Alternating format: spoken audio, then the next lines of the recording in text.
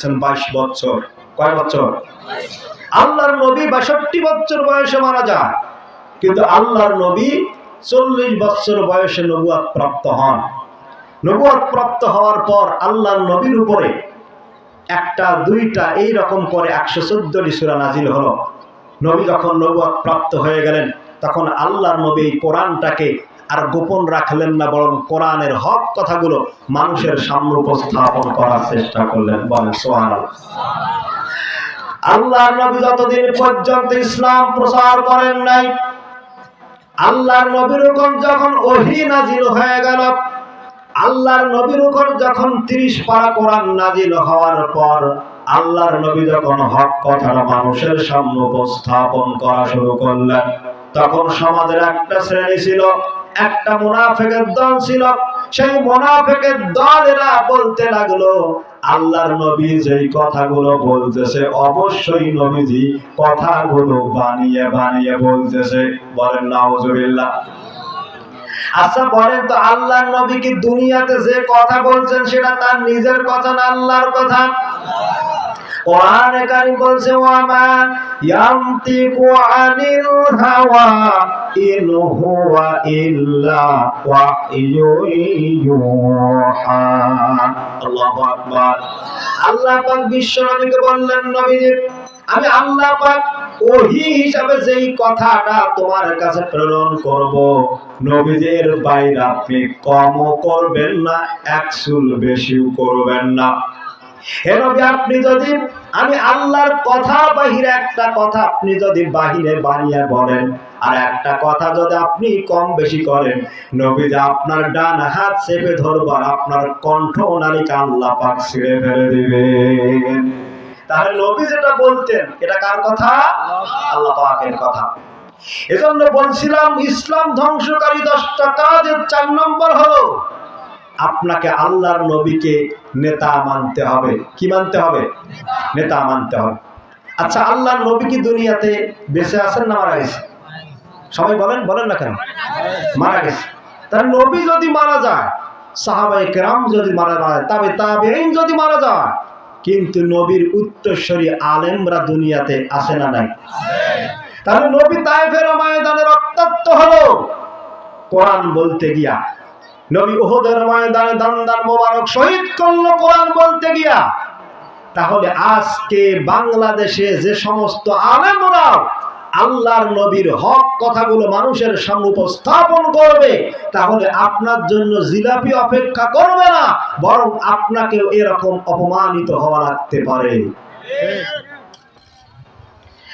আল্লাহর নবী যখন তায়েফের ময়দানে রক্তাক্ত হয়ে গেলেন, আল্লাহর নবীকে সান্ত্বনা দেওয়ার জন্য আল্লাহ রাব্বুল আলামিন জিবরাইল আলাইহিস সালামকে পাঠিয়ে দিয়ে বিশ্বনবীকে বললেন, নবীজি আপনি যদি একবার অর্ডার করেন তাহলে গোটা তায়েফবাসীকে আমি উল্টিয়ে পাল্টিয়ে ধ্বংস করে দেব। আল্লাহর নবী এই কথা শোনার পর হযরত জিবরাইলকে বললেন, ভাই জিবরাইল, এই দুনিয়াতে আমি তো মানুষকে ধ্বংস করার জন্য আসি নাই, গোটা দুনিয়ার মানুষদেরকে আমি কোরআন দিয়া হক কথা বলে বলে ইসলামের মধ্যে দীক্ষিত করার জন্য আসছি। এজন্য আমার ভাইরা, আল্লাহর কোরআন এই জমিনে বাস্তবায়ন করতে গেলে আপনার জন্য গরম গরম জিলাপি আসবে না, বরং আপনার জন্য বাধা অপেক্ষা করতেছে। করে নাই? এই যে 5ই আগস্টের পূর্বে গোটা বাংলাদেশে 16টা বছর যে আলেম ওলামারা যে নির্যাতনের শিকার হয়েছিল, গোটা পৃথিবীতে আমার মনে হয় এরকম আলেমরা জুলুমের শিকার হন নাই। গোটা বাংলাদেশে 1 তারিখে 5ই আগস্টের 1 তারিখে বাংলাদেশের একটা ইসলামপন্থী দলকে ব্যান করে দেওয়া হয়েছিল, তাই না? কিন্তু আল্লাহর কুদরত দেখেন, আল্লাহর খেলা দেখেন, 5 তারিখ আসার আগেই ওরা নিজেরাই ব্যান্ড হয়ে গেছে, তাই না? আল্লাহ পাক এজন্য বলেন মানুষ চক্রান্ত করে, আর আমার আল্লাহ বলেন আমি মানুষদের বিরুদ্ধে কৌশল অবলম্বন করি। ওয়ামাকারু ওয়ামাকারাল্লাহ ওয়াল্লাহু খায়রুল মাকিরিন। হে পৃথিবীর মানুষেরা, তোমরা আমার কোরআনকে নির্বাপিত করার জন্য, আমার ইসলাম ধ্বংস করার জন্য, আলেমদেরকে নিধন করার জন্য তোমরা যদি কৌশল করতে পারো, আমি আল্লাহ পাক কৌশল করে তোমাদেরকেও দিল্লিতে নিক্ষেপ করতে পারি। নমরুদি বেগম এখন কোথায় আছে? দিল্লিতে আছে, মামুর বাড়িতে চলে গেছে। হযরত মূসা যখন কালিমার দাওয়াত দিতে লাগলেন, তখন হযরত মূসার বিরুদ্ধেও কিন্তু মিস্টার ফেরাউনও কিন্তু চক্রান্ত করেছিল। করেন নাই? করেছে। মূসার সম্প্রদায় যখন হযরত মূসাকে বলছেন, মূসার কত মার খাওয়া যায়, তখন হযরত মূসা আল্লাহ নির্দেশে নীলনদ মুখে পাড়ি জমালেন, আর মিস্টার ফেরাউনও তার পিছে পিছে ধাওয়া করতে লাগলো। আল্লাহ বলছেন, মূসা তুমি দৌড়াইতে থাকো, নীল নদের কিনারায় যাও। আর মিস্টার ফেরাউনকেও বলছে, ফেরাউন তুমি দাবড়াইতেই থাকো, ওখানে গিয়ে খেলাটা শুরু হবে। অনুরূপ ভাবে মুসলমানরা হৃদয়ের কান দিয়ে শুনতে হবে। বাংলাদেশের ঘটনাটাও কিন্তু ঠিক তেমনই হয়েছিল।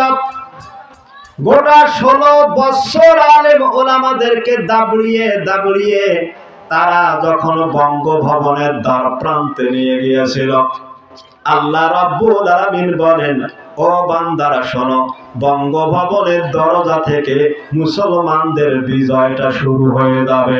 বলেন সুবহানাল্লাহ। ছাত্র জনতা যখন বঙ্গভবনের দরজায় চলে গেল, মিস্টার নমরুদি বেগম তখন কিন্তু আর কোনো কুল কিনারা খুঁজে পেল না। সেনাবাহিনী প্রধান যখন তাকে বলল, ম্যাডাম একটা উপায় আপনার আছে, হয় আপনাকে পালিয়ে যেতে হবে, নয়তো জনসাধারণ যেই রকম করে ফিরআউনের মতো যেই সময় মূসা যখন তাকে পাকড়াও করেছিল, ওই মূসার মতো আপনাকেও যদি পাকড়াও করে, আপনার বাঁচার ক্ষমতা তো দূরে থাকলো। মিস্টার নমরুদি কিন্তু কান দিয়ে কথাটা শুনে ভালোই করেছিল।